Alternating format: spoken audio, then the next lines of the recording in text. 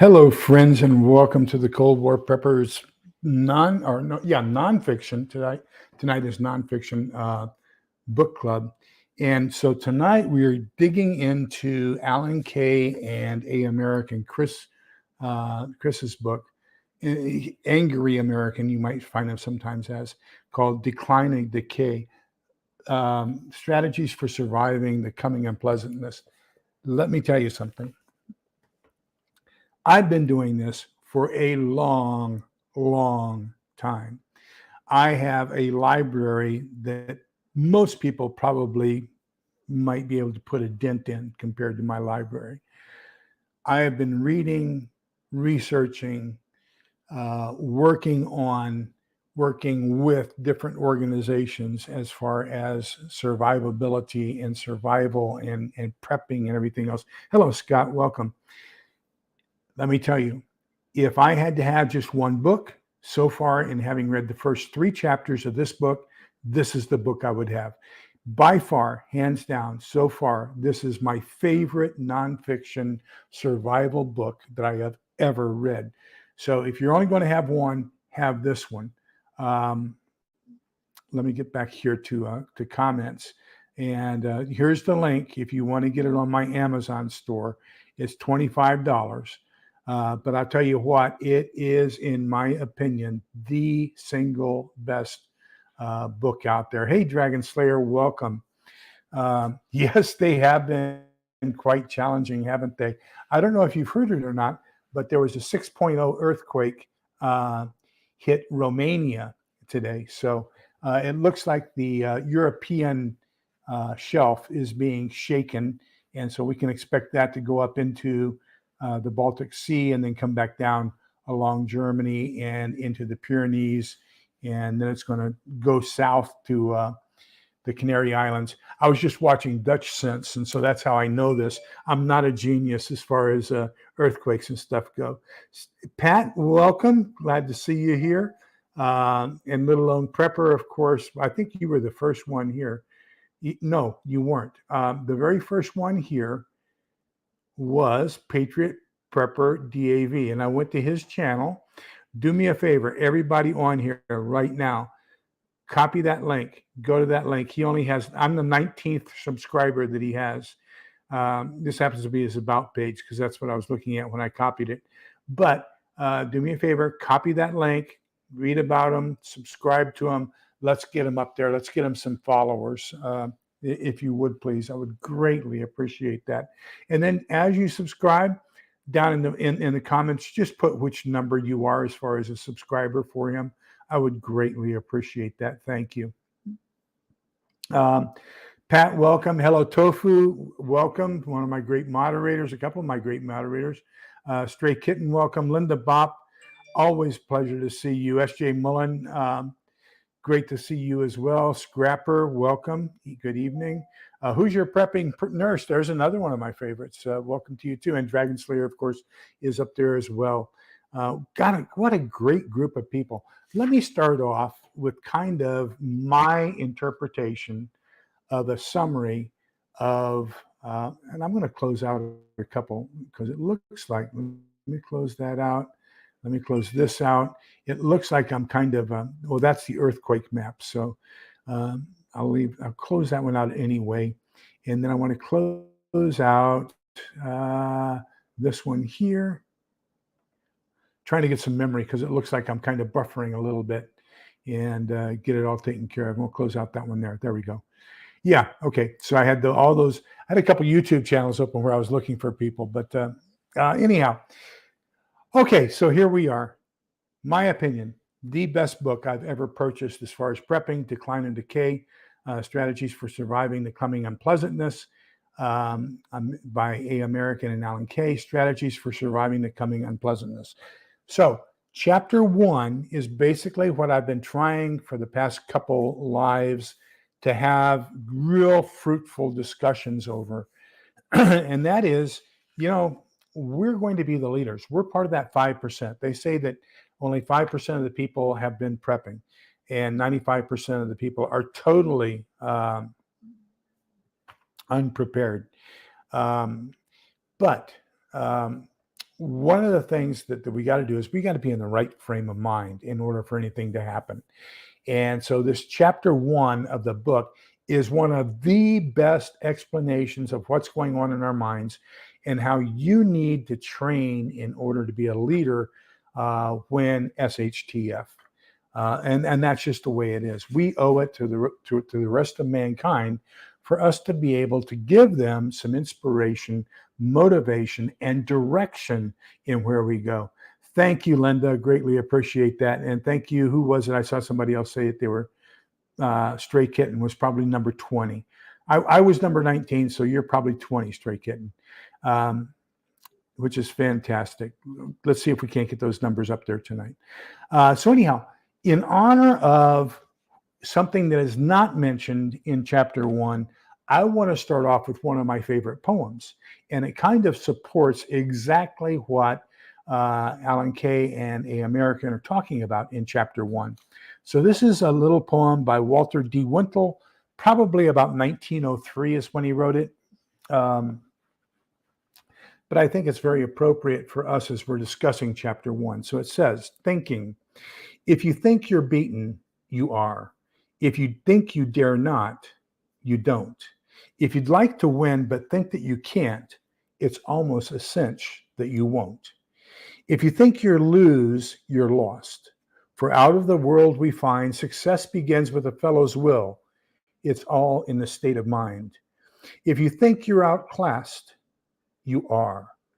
You've got to think high to rise. You've got to be sure of yourself before you can ever win the prize. Life's battles don't always go to the stronger or faster man, but sooner or later, the man who wins is the one who thinks he can. So that's kind of the whole essence of what we're going to be talking about. And that is your frame of mind. If you give up before the battle, you've lost. Sun Tzu told us that as well, 800 years BC. And so, basically, this is the greatest weapon, the greatest tool, the greatest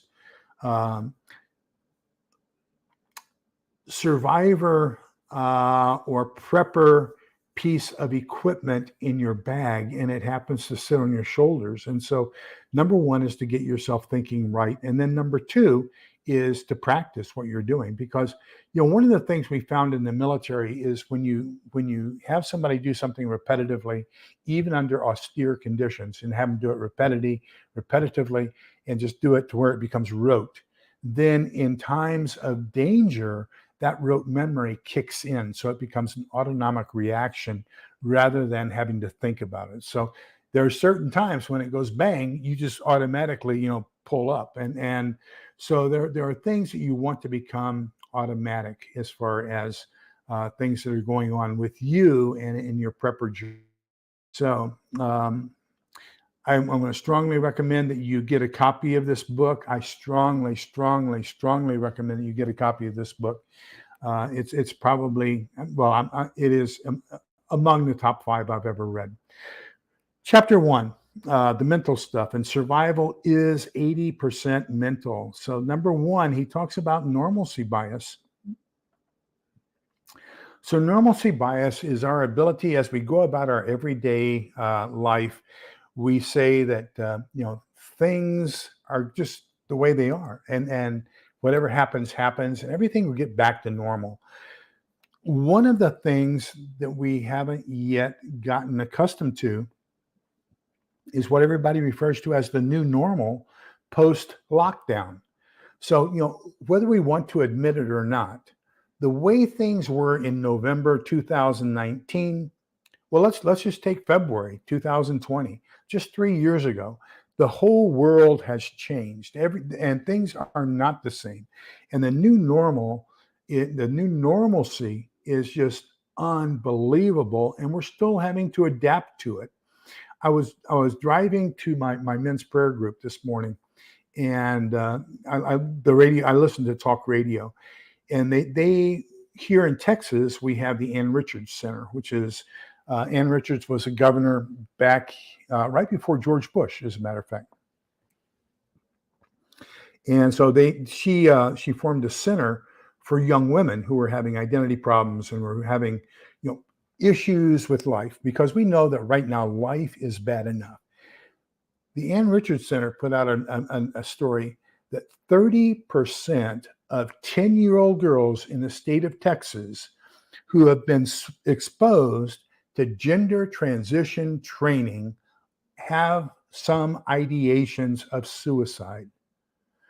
So the new normalcy says that we are taking things and presenting them to people who don't have the ability to make the decision and making them be judgmental about themselves to the point to where 30% of them are considering suicide. That's terrible. So the new normality, the new normalcy we still have not adapted to it. And we've got to find a way to do that. Either that or change it, one or the other. But, golly.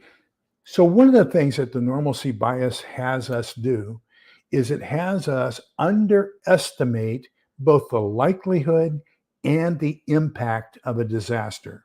So, that'll never happen here, or that'll never happen in my lifetime. If it happens, it won't be that bad.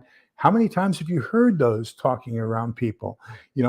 Well, geez, we're never going to have an ice storm here in Texas, or here in Central Texas especially. And thank you, Pat. And so we don't dig our water pipes very deep in the ground. We're more concerned about keeping them cool in the summer than we are about keeping them warm in the winter. So having our water pipes a mere 12 inches below ground is nothing. Whereas up north they like to bury those things 18 inches underground.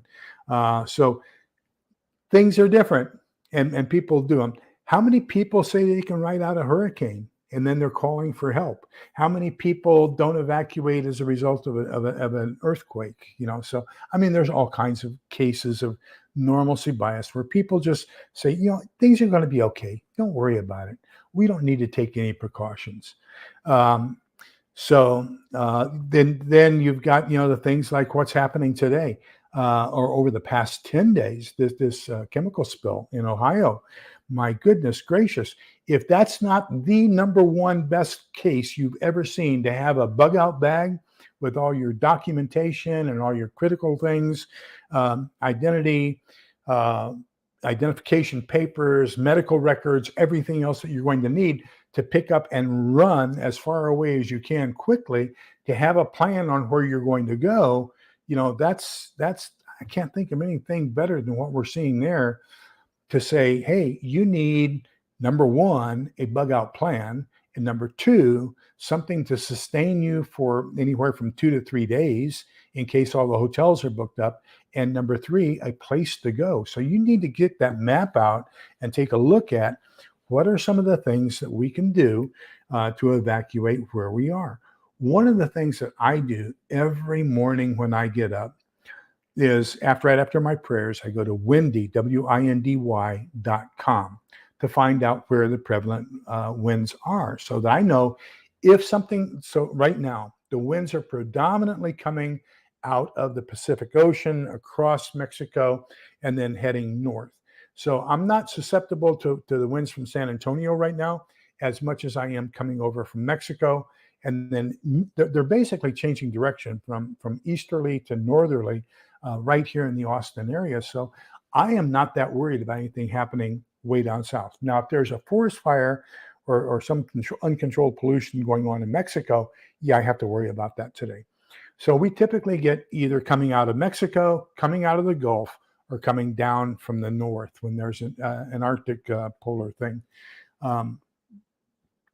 So go to windy.com every morning and see what the wind directions are, so that, wow. Thank you, Hoosier News. I did not know that. Nitric acid, which is HNO3. We used to put it in chem lab. Originally, I was going to be an oceanographer. So we'd take concentrated nitric acid and put it in our squirt bottles and squirt it on each other, and it turns your skin yellow. It's pretty neat.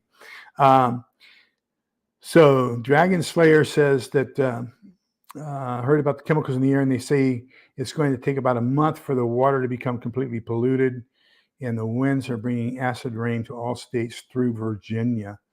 Wow. And this is concerning the Ohio spill, Dragon Slayer, or is this concerning the pollution coming from Mexico? Um, so,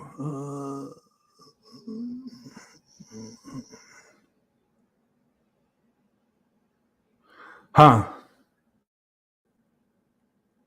So you are talking about Ohio. Okay, great. Yeah, there's conflicting reports, and I always say wait 3 to 5 days to find out somewhere close to the truth. It's been 10 days. Something's wrong that we're not getting the right information at the right time. I heard the congressman from that area, and he was saying, I can't find anything wrong, and then they're interviewing some of the citizens, and citizens are saying, yeah, I can't breathe, I'm coughing, the fish are dying in the streams. There's birds dying in the air. You don't know who to believe. I'll give you an example. Every single summer there is, uh, National Guard goes to training. There's a military convoy. They've got to take their vehicles. They're going to go to training. They get in their trucks. They drive off to training. Somebody sees that and gets on some social media and says, look, they're activating the military. Martial law is imminent. Okay. So do I trust a lot of the other opinions when they see things like this and overreact? Another good one is every year they have the terminal training event for special forces, the Green Berets, and that exercise is called Robin Sage. It's been going on since 1965. But for some reason, when they put out the information that there's going to be a Robin Sage exercise, people go crazy that it's imminent martial law. I don't understand it. But anyhow, that's just the way it is. So that's normalcy bias. Okay. Now let me get over here to comments again, and then we'll go into confirmation bias. So,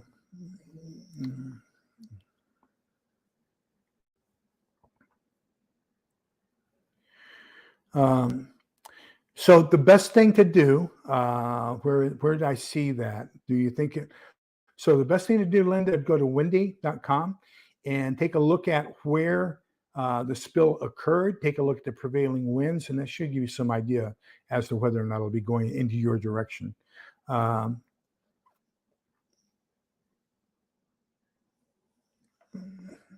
Okay.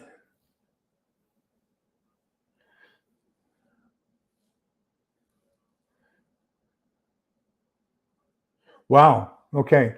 So this is another reason why you need to have plenty of water stored in your home. Now, here's the thing. Uh, right now, the water that is in the tanks, okay? So remember, what happens is you got a wellhead, you pump the water up a narrow pipe into a standpipe or into a tank, and that water, it's kind of free from everything else. And so it's served by um, gravity, and that gravity is what causes the pressure, usually about 32 pounds per square inch. That's going to be at your hose bibs and your faucets. So as long as that water up there has not been exposed to it, and usually it isn't, it's going to be through the intake that it'll be exposed. Then that's safe to drink. But you want to make sure that you have that cleaned up as well. Hello, Stewart's Prepping. Welcome. So now let's talk a little bit about the second thing they talk about in the book, and that is confirmation bias. So confirmation bias is a couple things. So number one, we have a tendency as human beings uh, to only hear what we want to hear.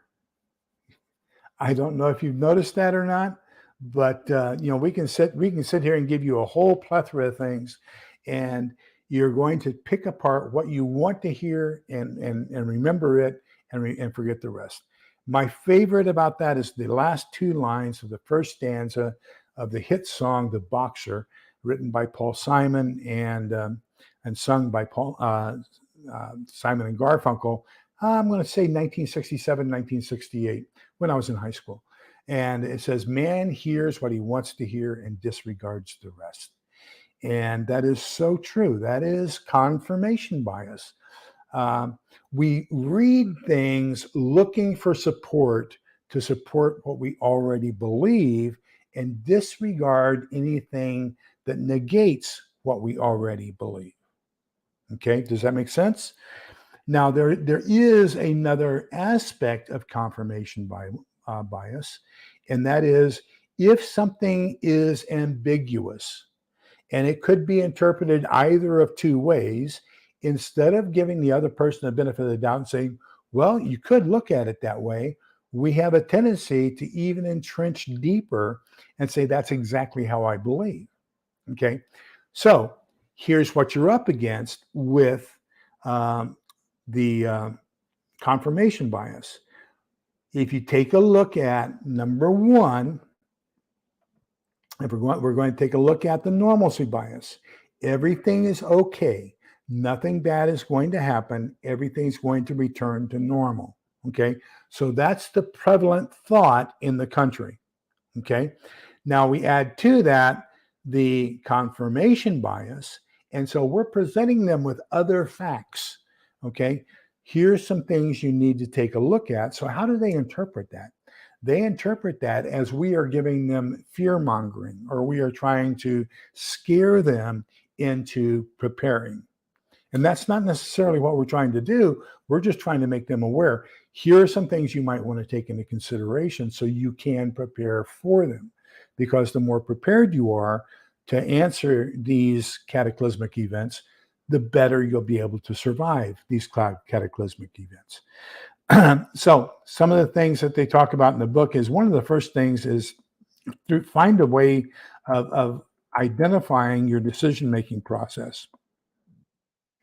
And once you've got your decision-making process set up where you're gathering facts and you're able to make a decent decision, make a decision and go ahead and do it, is what Davy Crockett said.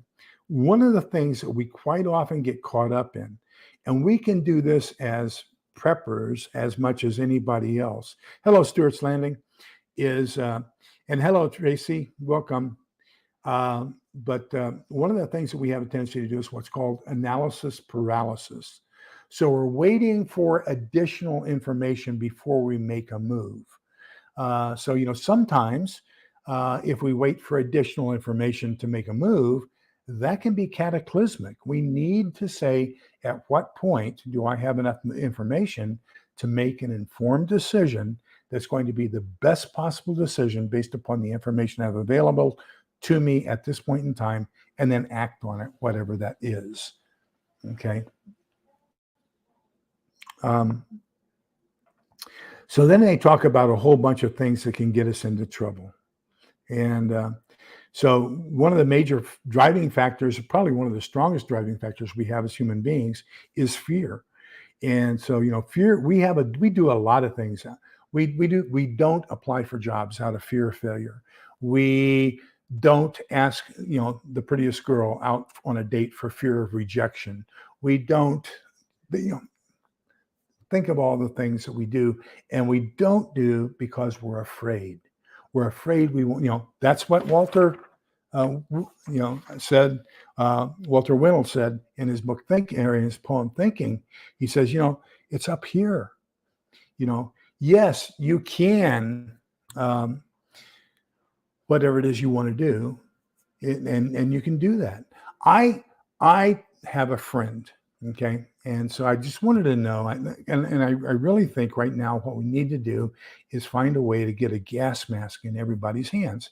And so I have a friend who owns a company, Mira Safety, and so just on a whim today, I said, well, do they have a distributor, or an affiliate program?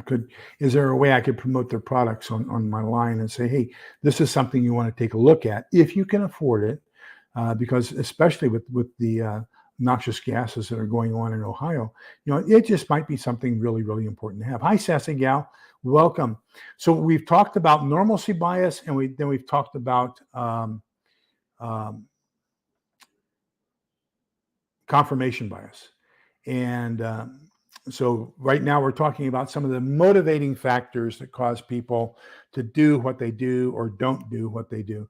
I read Walter Wintel's poem Thinking, in case you're familiar with that. Hello, Groovy Pop Tart, welcome.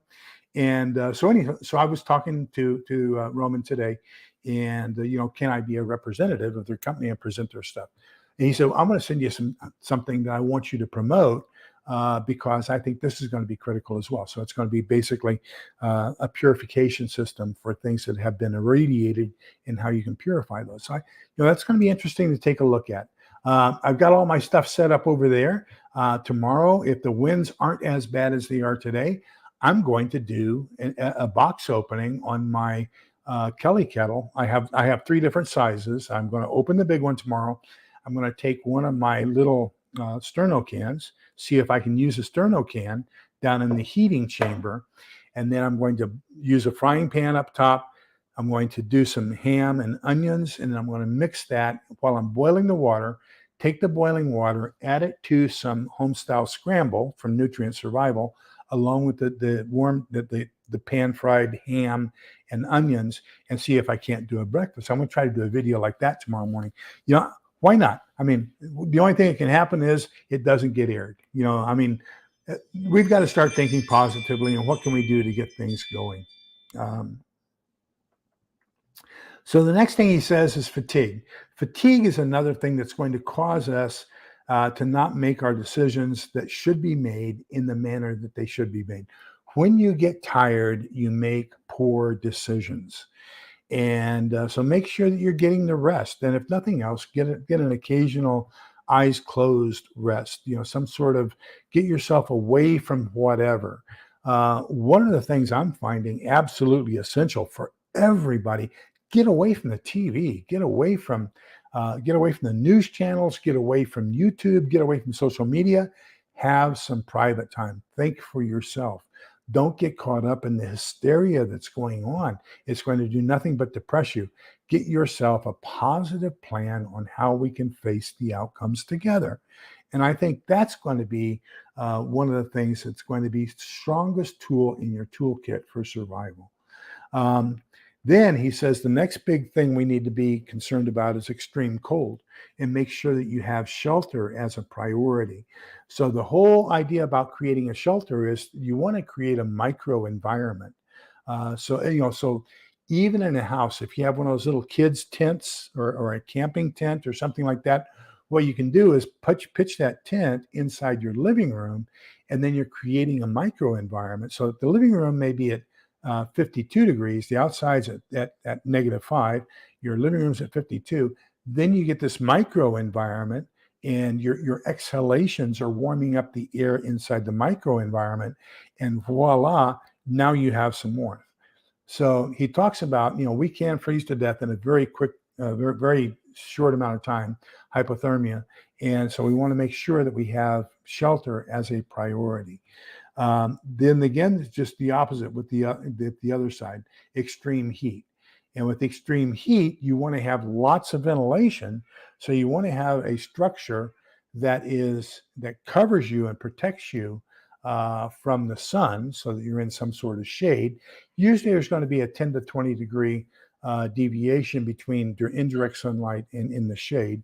And then, of course, if you can get some wind going through there, some little bit of ventilation, that can help with the cooling effect as well.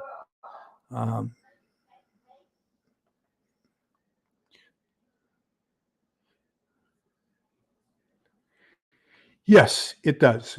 So we do have to prioritize on what we want to get accomplished and when we want to get it accomplished by. So that's why I strongly recommend a planner and prioritizing the things that you want to do.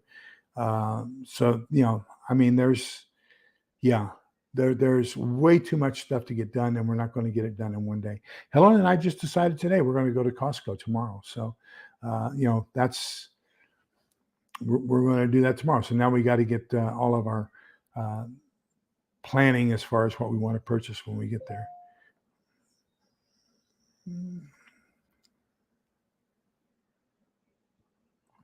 Hello Tofu, yes, it does. Absolutely. And for those of you who remember back in the days of castles and everything else, they had the four-poster beds. And so what they had was actually curtains around it with a canopy over top. And that's what they were doing. That was creating a tent or a microenvironment inside of the castle that kept them warm.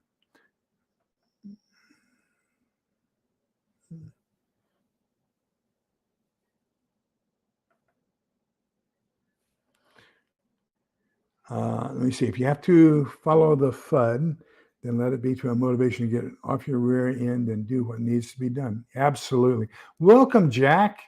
Haven't seen you in a while. Welcome, welcome, welcome. Always a pleasure to see you. This is our friend Jack from Australia.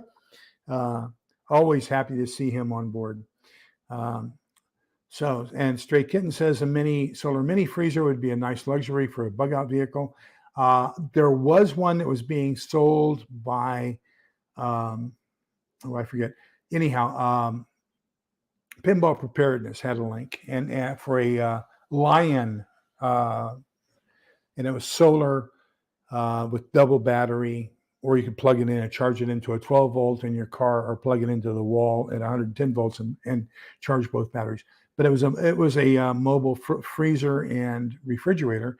And as a matter of fact, I like the idea so much that what I'm doing now is I'm buying silicone freezer or ice cube trays, so that when SHTF happens, part of my business is going to be selling ice cubes. So because I'll have the only ice maker in town if there's no electricity. Um, so let me see here. Wow, Tracy, that's unbelievable. Yeah, it's cheaper to grow them from seed. That's for sure.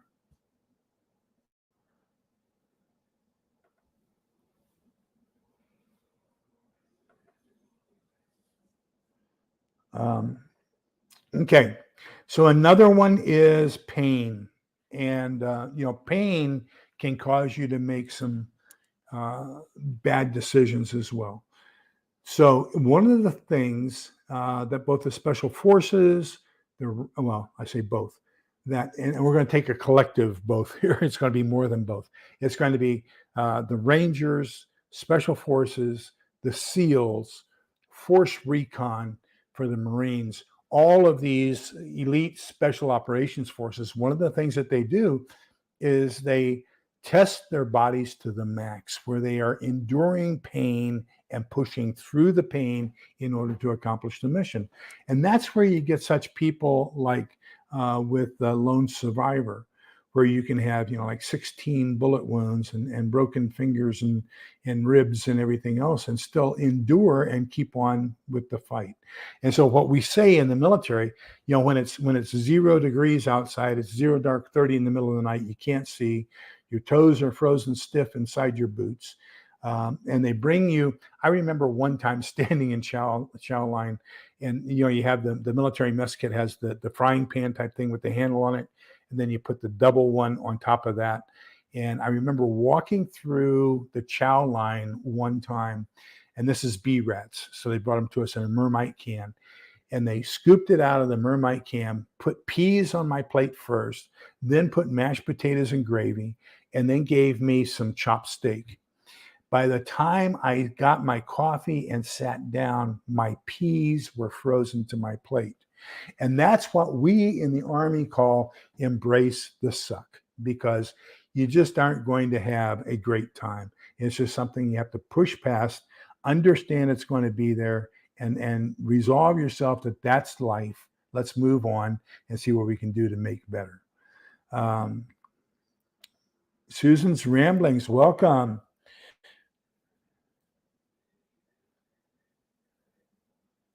Yes, that is true. You do need support, and that's going to be the next chapter that we'll get into here. I need to get into very quickly. Um, so Patriot Prepper says, "Yep, he agrees. Embrace the suck." Uh, see what Hoosier Prepping Nurse says here. Was in Kroger yesterday. 8-ounce ball canning jars, $14.99 a case. Wow, look for the sales. So we got in another ball tall for spaghetti, and then I bought two others, a 1 gallon and a quart and a half yesterday, so we can start doing some of our stuff. I still need to get the bacon that we bought divided up and sealed, and that's something I got to do tomorrow. But tomorrow we've got kind of filled up as it is. Okay, so. Fatigue, you're going to be, worn out all the time. There is no finish line. You're going to be working all the time, collecting water, collecting firewood, collecting. I mean, if you look at the life of the pioneer back in the 1850s, 1860s, that's the lifestyle we're going to be looking at.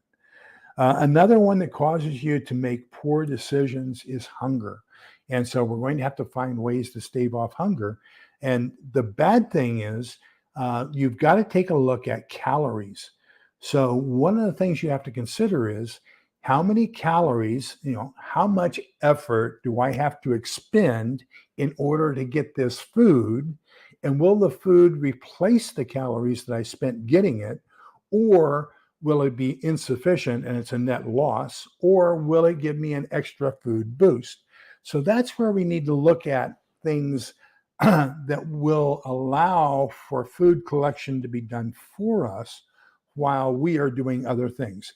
That's where you're going to have snares, you're going to have fish nets, you're going to have traps, anything that will allow you to use a mechanical advantage and get the food while you're busy doing other things. And that way you're not expending too much energy getting the food. All you're doing is reaping the food and using it to restore energy for the other things you've accomplished.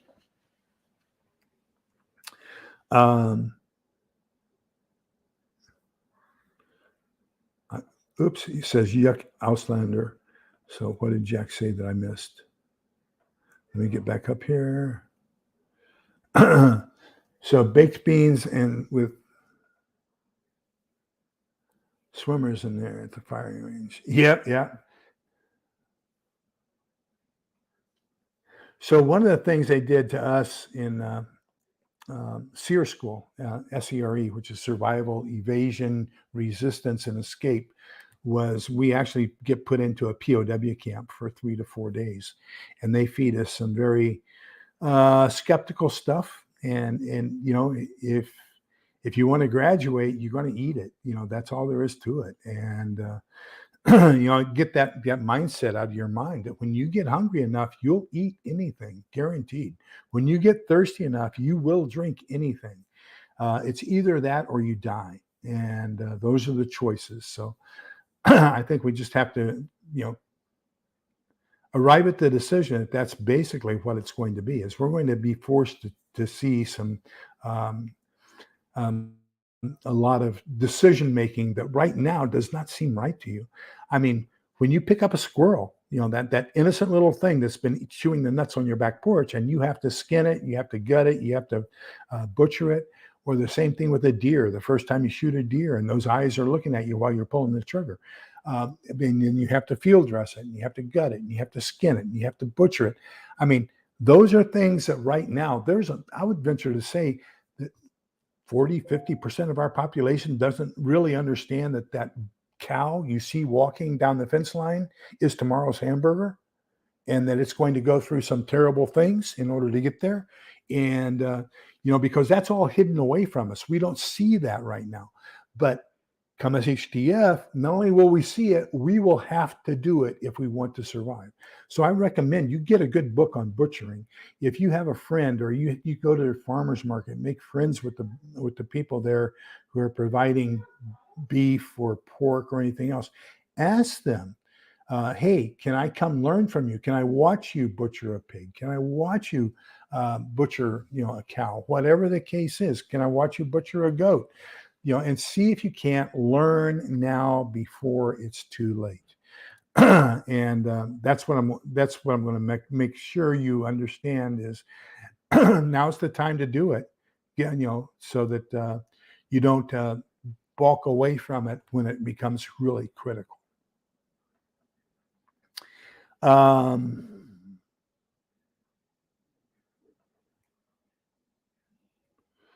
okay. Thirst. Water is the lifeblood of the earth, and without it, we perish. So make sure you always know where the next water supply is. Like I said, I'm looking right now at getting a rain catchment system here. The next one need is loneliness. Remember that punishment for prisoners is basically sensory deprivation, putting them into solitary confinement. And you can lose your mind with too much solitary confinement. So start building your tribe now. Think about the people you want to be with. Another thing is, what are you going to do with boredom? And chores can become monotonous, but you've got to find ways to make them non-monotonous. What are you going to do? How are you going to work through injuries and illnesses? And then violence, how are you going to deal with it? I think that there's going to be excessive violence after SHTF. And some of the things that we can't think of doing today, we're going to think of doing, not only think of doing, but we're probably going to do it in the future. And, there's no shame in defending the lives of your loved ones or your own. If it comes down to making life or death decisions, as far as protecting my family, there's no question. You're going, they aren't, as long as I can help it. Let me see. Little Lone Prepper says, don't have any hunting skills at all. Well, and so here's another misnomer, Little Lone Prepper. A lot of people think they're going to hunt to feed their family. So let's take dove. Dove migrate here. We see dove for 2 weeks in the spring and in the fall because we're in their migration path. So it takes about 3 dove to feed one person. So if you're a perfect shot and you kill 1 dove with every shot, in order to feed a family of 4, you need 12 shotgun shells. And that's for 1 day. It's only going to happen for 2 weeks. So 12 times 14 is 144 plus 28, 152, 172 rounds that you need, 172 shotgun shells just for 2 weeks worth of food. So think about how much ammunition you're going to have to store in order to feed if you think that hunting is going to be your primary way. I would say that trapping is going to be more realistic.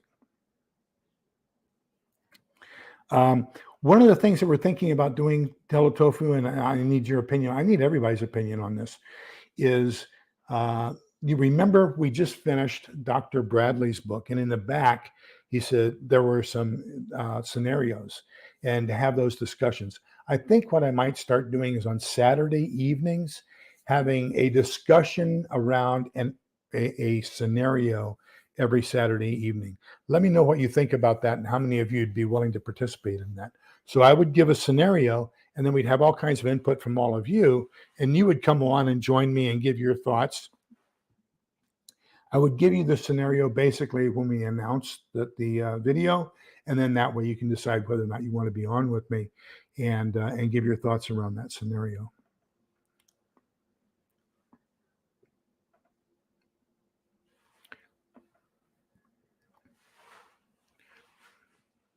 So yeah, rabbits and squirrels, I think, are the 2 easiest. And basically you undress a squirrel. So if you think of taking your clothes off, that's the same thing you're going to do with the squirrel. And the same thing you're going to do with a rabbit.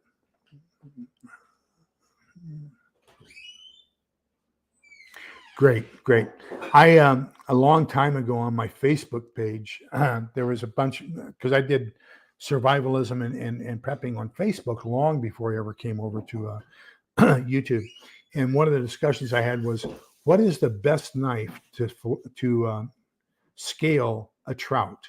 And I let the discussion go on for 3 days before I told them, oh, you guys don't know what you're talking about because you don't scale trout.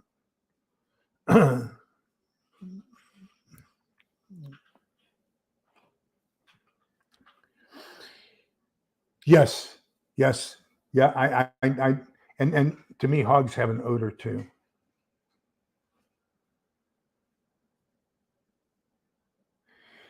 That's a good possibility. You're right. That's a good idea.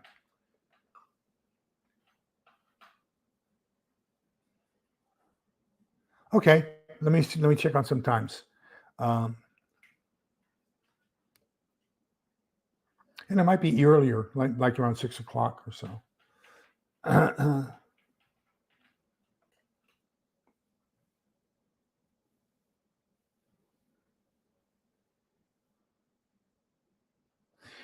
That you are so true. Um, I think that's going to be a major limiter. And I know there are some who are so close that dealing with the grief can cause them to become almost suicidal. So we have to be very, very cautious of that and make sure that we keep our eye open on people who have endured a loss, because we're already at that point as we're looking at SHTF to where we're saying nothing is there for me. I'm going to have to build it. And then if you lose a lifelong partner, and everything was based upon us doing this together, then you have to worry about those people. So I agree with you. Grief is going to be grief is going to be a major issue. Uh, yep, I wholeheartedly agree. And all I do is gut it, and throw it in the firing pan. I don't even split it or anything else. Uh,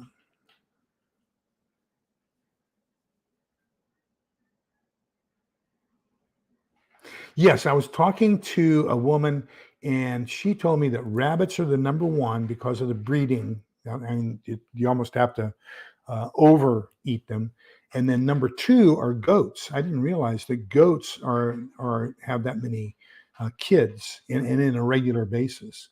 But those were the two she recommended that if I was going to have, and then the third one would be chickens. So if I was going to have a prepper farm and live off of meats, that she would recommend that I had rabbits, goats, and chickens. Uh,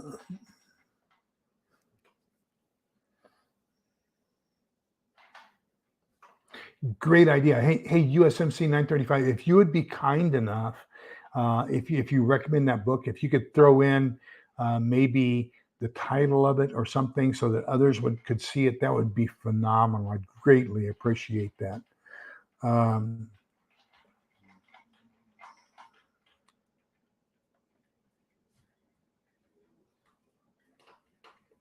so let me tell you, in Germany, they have something they call Löffel schnapps, and so this is just nothing more than 150 whiskey basically. And Löffel is a spoon, and schnapps, of course, so spoon schnapps. And so what they do is they serve it after something. So we went to dinner at Bad Schwischen an, and that's a little lake up in northern Germany, the longest continuously operated Gasthaus in Germany. This place traces back that it's been continuously owned and run now since 1400s. Their specialty is eel. So they bring the eel to your table. The price is a piece of string that's went through the mouth, through the gill, and then they tie the price tag on it. You break the head of the eel off, you peel it, and then you eat the eel. Well, you got all this eel uh, juice coming down your arms. And so the whole purpose behind the Löffel Schnapps is you use it not to drink, but to wash and sanitize the eel off of your arms after you've eaten dinner. And then they give you cheese to get rid of the taste. But so that's kind of um, so Linda, I think that goat tastes an awful lot like pork. Um, the best thing is for me to recommend to you is to eat a gyro, Gyro. It's a traditional Greek sandwich, or looks like a taco, made with pita bread, and then the gyro meat is goat. So if you get a chance to buy it's pronounced gyro, but it looks like it should be gyro. But anyhow, that's going to give you the best taste. It tastes an awful lot like pork to me. Um,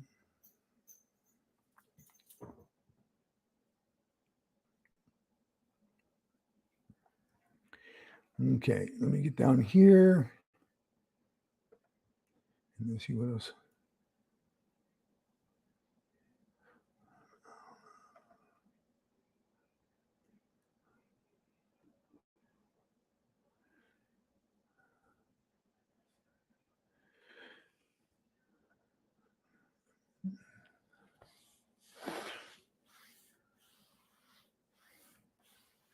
Well, thank you. That's good news to know. I did not know that. Thank you very much. Butchering by Alan Danforth. So everybody write that down. Let me get that up here. Here it is. Okay, so that's USMC 935's recommendation. Butchering by Alan Danforth. Adam Danforth.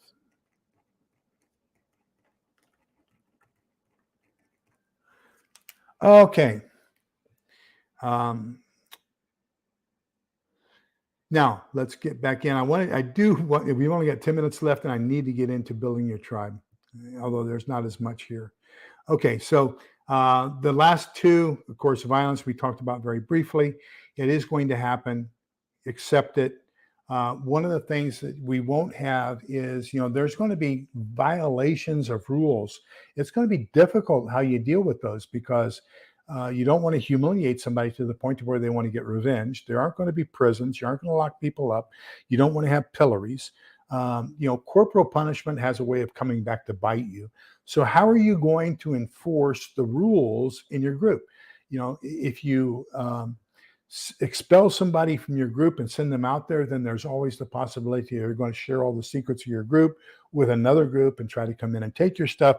So, there's going to be some decisions that are going to have to be made about punishment that you may not like right now. You may think that they're totally devastating and you don't want to do them simply because, that's going to be the only way to preserve your existence.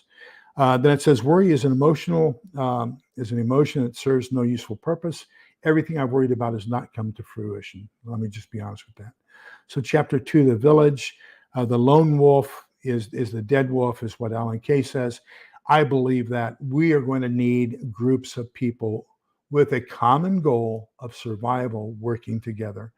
And so Alan Kay wrote this chapter. He gives an awful lot of extended information about the Native Americans and how they coalesced.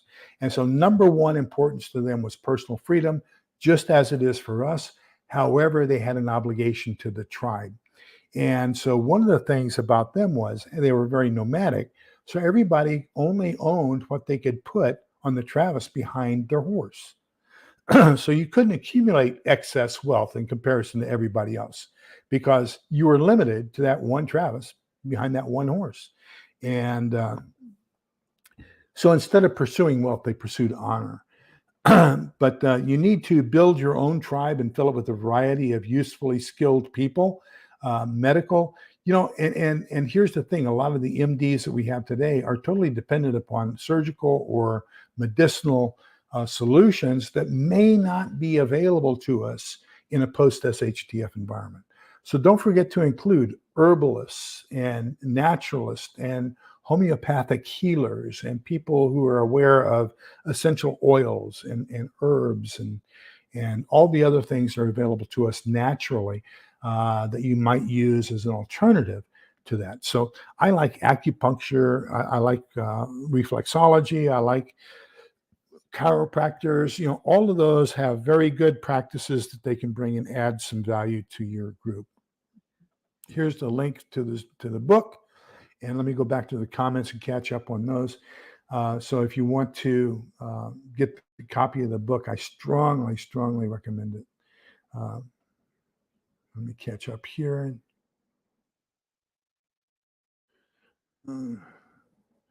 Goat's eat anything, including the fencing.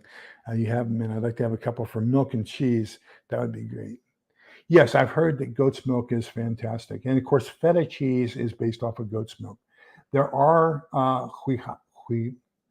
gosh, if I can pronounce it, there's a Mexican cheese, a white cheese that is goat cheese, and Oaxaca, I think. But anyhow, so yeah, it's one of the better cheeses there. Absolutely learn how to sharpen knives, but not only how to sharpen them, but how to hone them. I might do that here in the near future. Is I've got both a sharpening stone. I have some really good sharpening oil.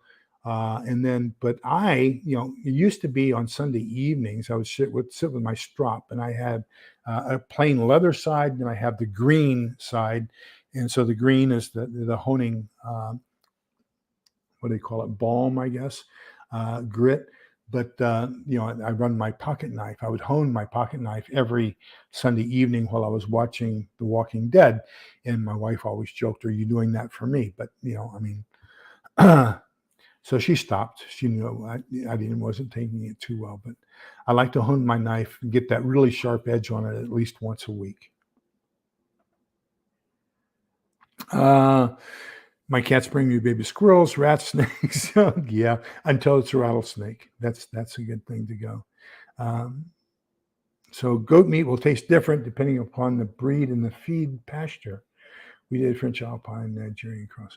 Wow. Okay. So I'll have to write that down too. So night Alpine, French Alpine, Nigerian.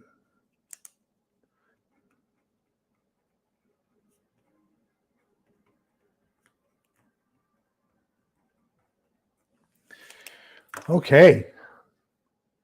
See, I'm learning stuff here tonight too.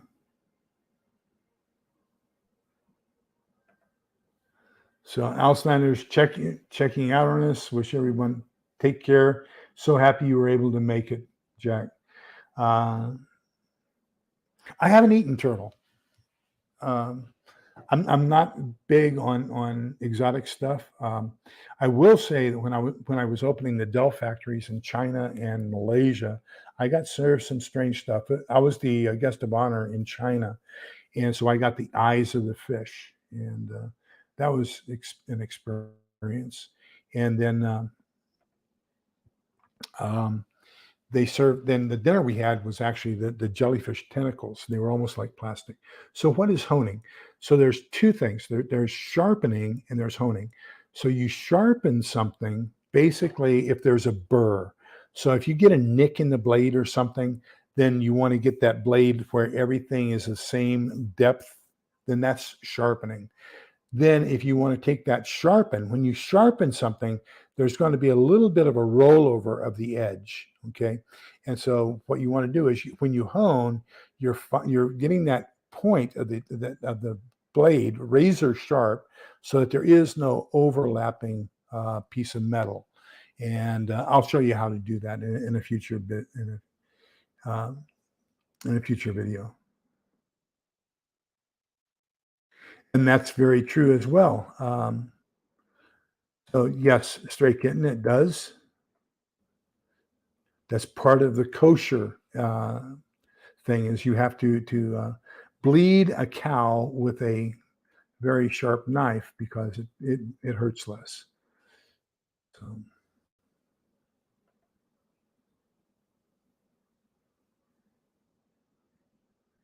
yeah, this is sheep country from here west. San Angelo is considered the sheep capital of Texas, and but I am not that interested in having sheep, to be honest with you. Goats I could probably handle, although Jack says that they'll eat anything. They probably eat the brick on my house too. Um, but goats, chickens, rabbits I could do. Um, so that doesn't those don't scare me that much. But sheep, and gosh, and they when they get wet, they stink. Gosh, they stink.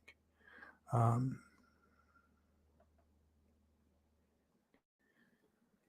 no, I have not tried sheep's milk. But of course, that was addressed to Dragon Slayer.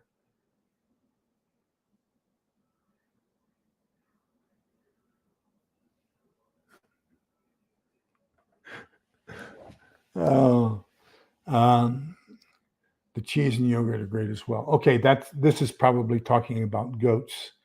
Uh, yeah, my brother-in-law sold a goat, and we took it to East Texas and got it out of the trailer, and it was on a leash. Gave it to the new owner, and I guess the goat had been gnawing on his leash because just after the new owner took hold of it, it broke the leash and ran off.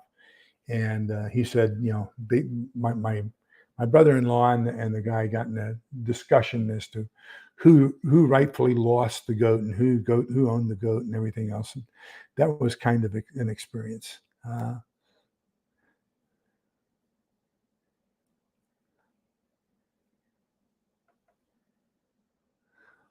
Okay. So we are right at 9 o'clock. And so it's pretty good. We were able to get both chapters in there tonight. Let me tell you, I am super, super, super impressed with this book. What a great book it is. Strongly, strongly recommend it. Um, so let me tell you the secret there, Stray Kitten. You've got the knobby end where the root ball is, and then you've got the end where the sprouts come up, right? So what you'd want to do is when you're cutting an onion, do not cut the root ball. Okay. We have a tendency to slice off both. Don't do that. Peel it. Okay. And then slice it lengthwise and then turn it a quarter turn, slice it again if you're going to dice it, holding onto that root ball, and then cut this way, but never cut that root ball. As long as you don't cut that root ball, you won't cry. And the other one is if you want to, they say that if you put a plastic spoon or a metal spoon against the roof of your mouth, that'll keep you from crying as well. Um,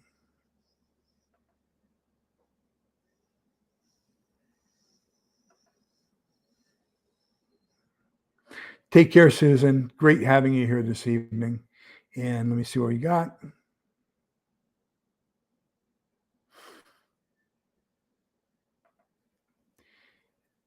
And oh, now and here's a secret too. I saw at was it Tractor Supply or was it Harbor Freight? I forget which one of the two, but either Tractor Supply or Harbor Freight has a solar powered electric fence. So basically, you put up little solar panels on different posts, and that the sun can then hit into a battery, charge a battery, and that's what powers your electric fence to give a shock in case anybody touches it. Um, okay.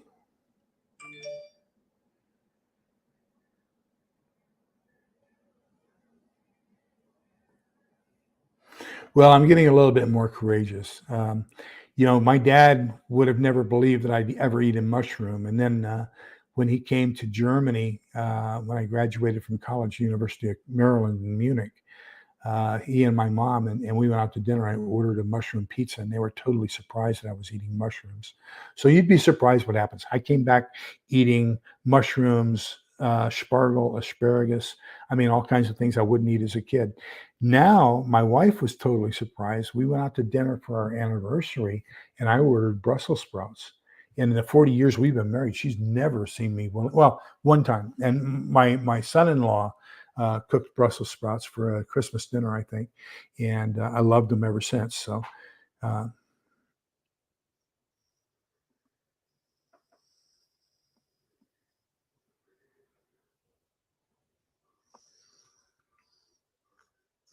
okay, so fantastic. Thank you all for being here. Really appreciate it. Let's get into the one that I should have memorized and don't have memorized.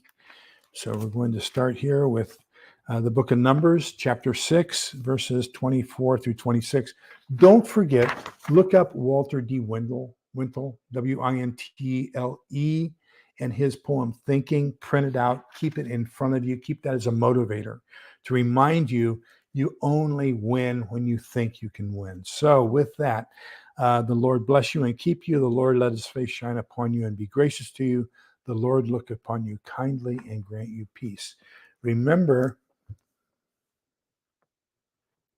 oh, just one second. Something looks important here. Uh, okay, so Rain Country Channel. Should I subscribe to that as well? And I will. So I'll look that up as soon as this is all over. So do me a favor, everybody. Remember that we're all in this together so we can come out the other side together. Be kind, polite, and respectful to each other. We need to love each other a lot more than we do right now. We need to unify who we are. We need to come together so that we can work together for one common accomplishment, and that is to survive whatever they throw at us. So remember, togetherness is the key. Take care, everybody. Have a wonderful evening. Bye bye.